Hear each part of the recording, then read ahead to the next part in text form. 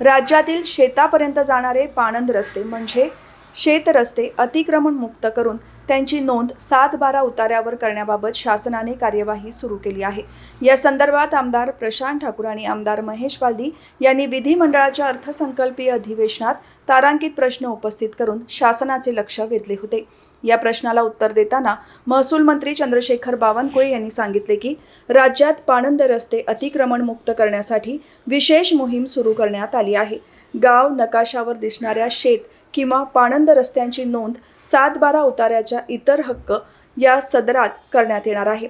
महाराष्ट्र जमीन महसूल संहिता 1966च्या कलम 143 आणि मामलेदार कोर्ट ॲक्ट 1906च्या कलम 5 नुसार शेतरस्त्याबाबत आदेश देताना संबंधित शेताचा गट क्रमांक किंवा सर्वे क्रमांक, रस्त्याची रुंदी, लांबी, दिशा आणि सीमा यांची माहिती 7-12 उतार्याच्या इतर हक्क या सदरात नोंदवण्याचे निर्देश देण्यात आले आहेत।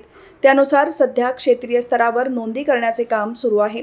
यासाठी फेरफार प्रणालीमध्ये तांत्रिक बदल करण्यात येत असून जमाबंदी आयुक्त कार्यालय पुणे यांनी राष्ट्रीय सूचना विज्ञान केंद्राला याबाबत सूचना दिल्या आहेत। प्रणालीचे काम पूर्ण झाल्यानंतर पाणंद रस्त्यांची नोंदी ऑनलाईन उपलब्ध करून दिल्या जाणार असल्याची माहिती महसूल मंत्र्यांनी दिली।